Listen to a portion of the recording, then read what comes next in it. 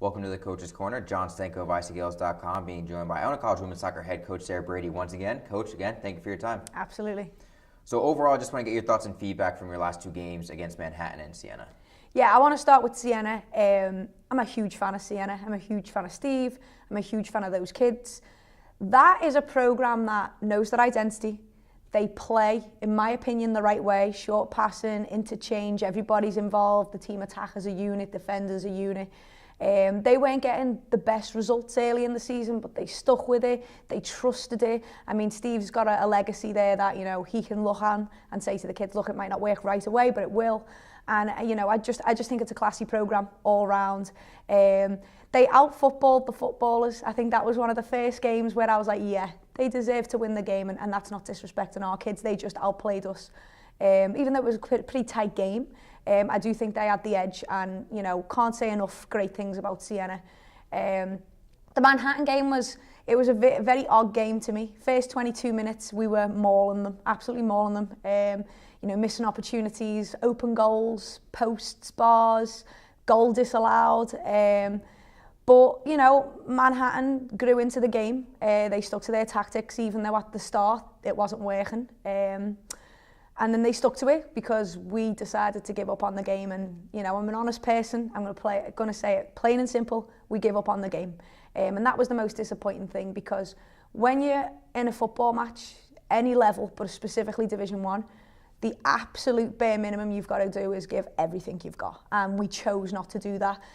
We chose to make excuses. We chose to say, you know, sulk because they're playing long ball, coach. Well, you know what, they're allowed to, especially if you don't put pressure on the ball, they're going to do it. But, you know, you have to credit Manhattan. They knew what they were going to do in the game. They did it, and they trusted it, and it paid off for them.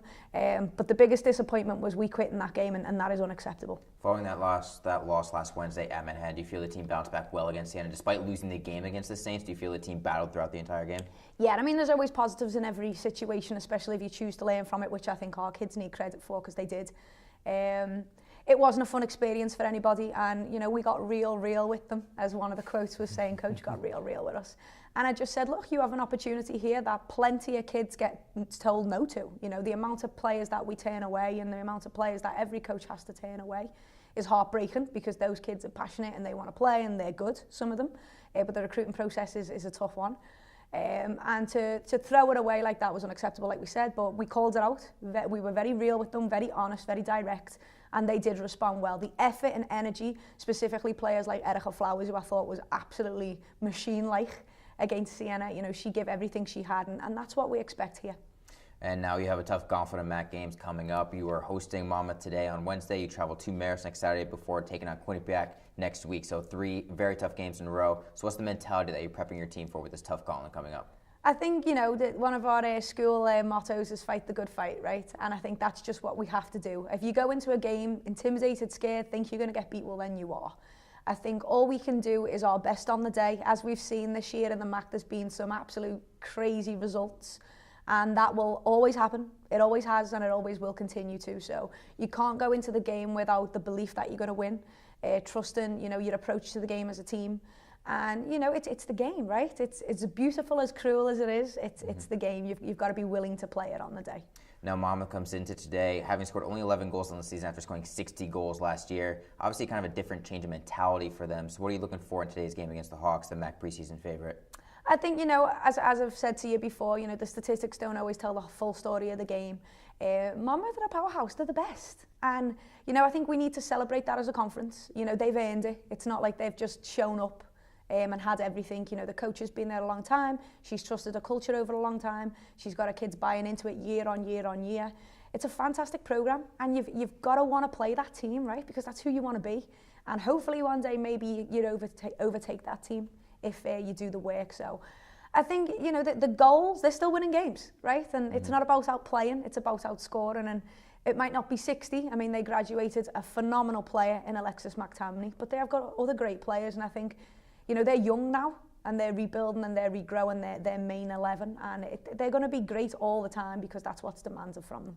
Well, no matter what game you're playing, defenders may be put in one-on-one situations in terms of an attacking forward rushing at them, and it's just the defender and the forward. And I think that's something that Iona is kind of had to face the past couple of games, but you've had a couple defenders really step up and kind of take a unique mentality in those one-on-one defending opportunities. So as a coach, what do you look for in defenders when it's one-on-one, it's them, they're the final line of defense, especially from a couple freshmen this year like Kelsey Kearns and Katie Benson, who have been put in those spots but seem to have relished those opportunities?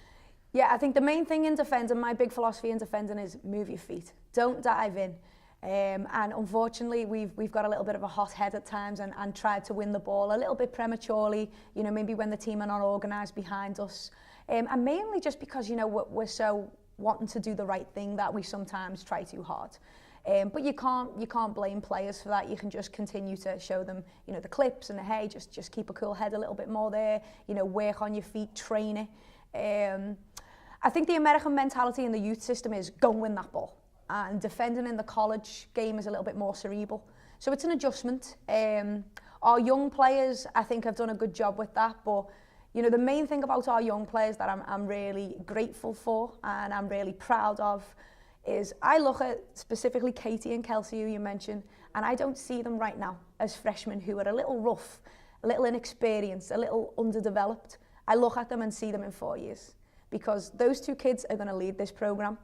Those two kids are going to be massive, massive boulders on what our success is built. Specifically with Katie, you know, she's been struggling a little bit lately because I think the team have put her in a bad spot at times. Specifically against Manhattan, you don't press that first ball, they're going to hit it long. You know, you're going to put the young players under a little bit of stress there. But my favourite thing about that kid, and there's many things, but my favourite thing is she sits in film and she accepts the responsibility of her mistake. She's never pointing a finger, even though we'll explain the breakdown came higher up the pitch or, you know, through a couple of lines.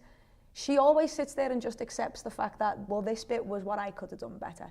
There's no finger pointing, there's no excuses, full accountability, turns up the next day with the big smile on her face, does the work. You know, she's wearing bumps and bruises like Kelsey is right now. They're freshmen playing against kids who are 4 years older than them, you know, and they just have this fantastic attitude and belief. And many people have asked me, you know, where does it come from? And the only thing I can say that is a little bit different than the sporting environment. So they've both had good club coaches, you know, they both love the game, they're both passionate. I really think their parents need a lot of credit for the character of those two kids because they accept responsibility, they're excited about development, they think long term, they don't sulk, they don't quit. If it's hard, they don't ask for leniency, hey, protect me. They're happy to go out there and you say, you know what, all these short-term failures are going to make me the player that I'm going to be in 4 years. And my coach believes that, they believe that, and their parents believe that. So as much as there's a lot of credit for their athletic influences in their lives, you know, high school coaches, club coaches themselves, but I think their parents need a lot of credit because those two kids have wonderful character, and I really believe character comes from parents. So brilliant people. Well, Kelsey and Katie are part of your short-term plans and your long-term plans as a program. Everyone now on the roster is playing a part into the vision that you have for the culture of this program. So I ask, how do you blend as a coach the short-term vision of you wanting to win games now and be competitive, but also the long-term vision of you knowing the results might not be coming now, but how do you sell that going forward to potential recruits, potential student athletes, and to the people still on the roster, knowing that we're making progress, just be patient and the results are going to come? Yeah, I think the way to encapsulate that in a short answer, because my last answer was pretty long, was we've had 155 shots this season. We've created 155 chances to score and scored 4. So the play is getting there. I've had a lot of people call me and say, Sarah, just kick it long. Like, don't worry about the style. But I've got recruits in that stand who are desperate to get here, who are excited to get here because of what we're doing and because of the long-term vision. Sometimes it's harder for the players who are actually here to think long-term because it's a short-term for them, especially our seniors. But we've been pretty lucky where, you know, we have phenomenal seniors, specifically people like Julia Hapagna, who are committed to, hey, this might not get to where it needs to be while I'm here, but I'm definitely going to be a big influence in getting it there. It was the same with Emily last year. You know, she couldn't quite bring it to where she wanted to. She stayed as a coach, and now she's helping move it forward. So there's a massive call for patience. But we can't betray our vision because those kids in the stands who are excited to be here and want to play this way and know that they can elevate us and time will help as well.